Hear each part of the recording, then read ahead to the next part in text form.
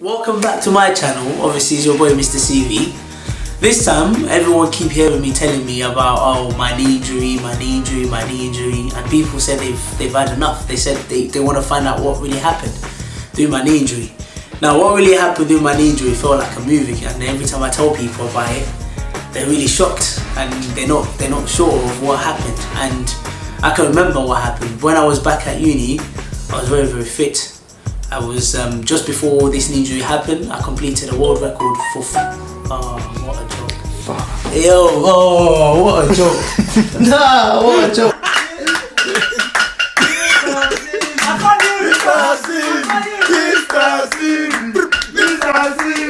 This is your boy Mr. CV, I'm back again, and obviously this time what I'm going to be talking about is my knee injury. A lot of people have been asking me, you keep banging on about this knee injury, what actually happened? People actually want to find out what happened.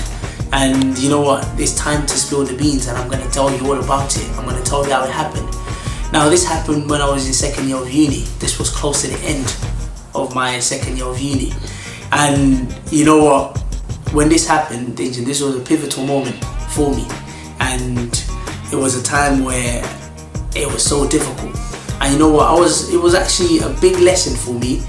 And you know what, they did say God gives his strongest soldier his strongest battles, and I was one of God's strongest soldiers. So, and I'm glad that, because if it was someone else, most likely it would have broken down. But while I was at uni, I was a very fit individual. I was very fit. When I mean I was very fit, I mean I used to play sports. I was part of the futsal team, I was part of the football team, I was part of this team, that team.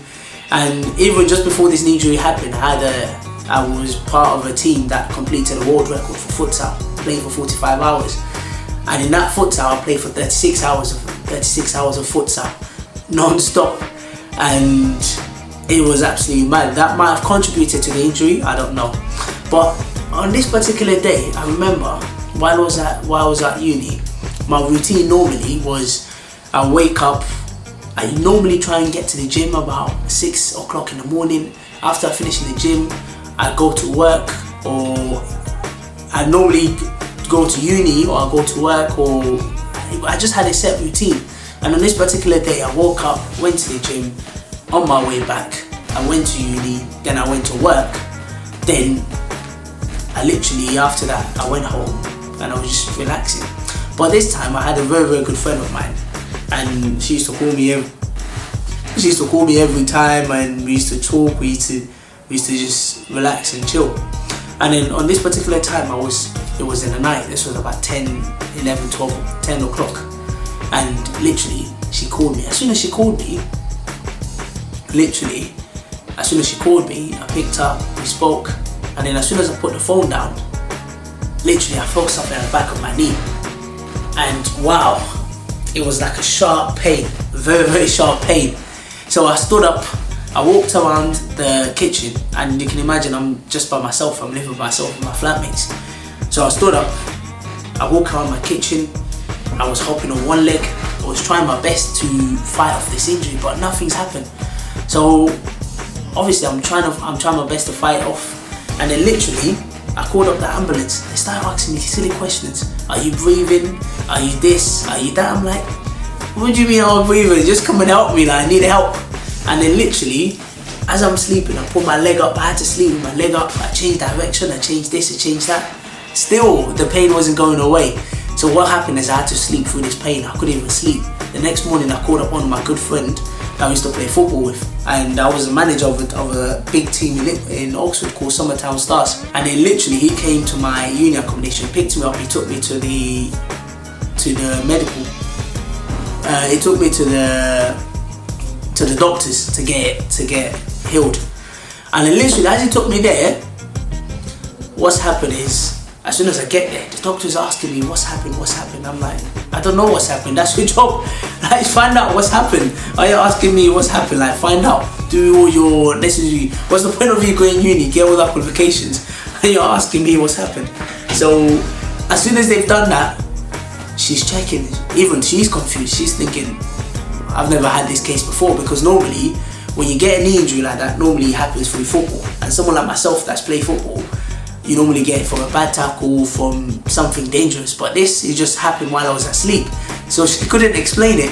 So what's happened is, she now tried to help me, gave me this, gave me that, blah blah, but still nothing is happening. So what's happened is, all of a sudden, and all this has happened, as soon as this happened, from being fully active, now I was now in a wheelchair, I'm using crutches, I'm using this, so it was so tough for me. And you can imagine, I've got a lot of coursework, I've got a lot of exams to deal with, and on top of that, having to deal with another knee injury.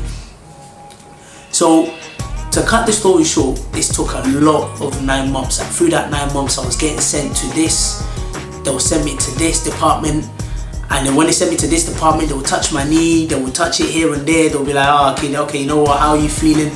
And the mistake I was making was I kept on telling them I'm feeling fine.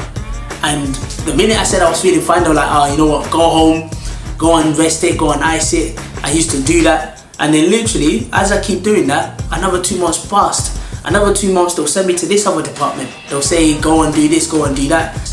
And you know what, I just had enough. So what I did was, I wrote a letter to them, and I said, you know, I'm about to commit suicide, I'm about to leave uni, I'm about to do this, I'm about to do that. And then they now decided to finally give me surgery on my leg.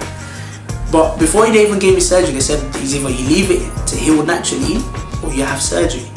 But for me, I tried to let it heal naturally, and it was just so difficult, and it was just literally a case of where the pain became too much, and I needed something to do with it. So, and afterwards, they decided to give me surgery. And even before the surgery, there was a lot of problems, there was a lot of issues, and which obviously I don't even want to even go into it. But the day they decided to give me surgery, they were supposed to tell me that I needed someone to be with me, because when they give me the anesthetics, it's gonna affect me afterwards. But because they didn't tell me, I didn't get anyone. I just said, you know what, I'm okay with myself. Then as soon as they're about to do the surgery, they told me that, oh, if I don't have someone, I can't have the surgery. So again, I had to call up a lot of my friends. So literally after the surgery, still a lot of things was happening. But the good thing is, the girl that I actually started with, that I spoke with, that she was the last person I spoke with when I had the injury, she was always there for me. And literally after the surgery, after the injury, the recovery process, she was there.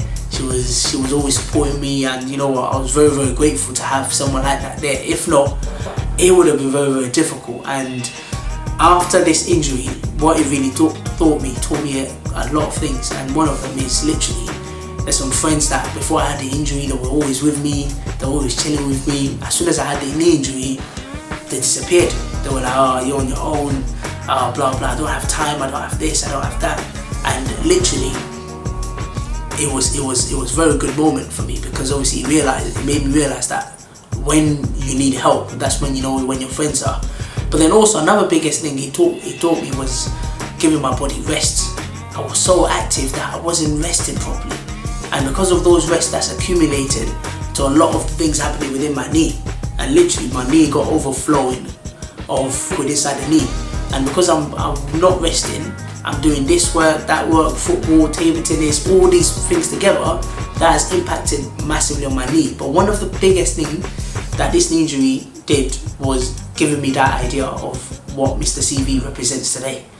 And that Mr. CV he represented, because he really showed me that I needed to improve myself.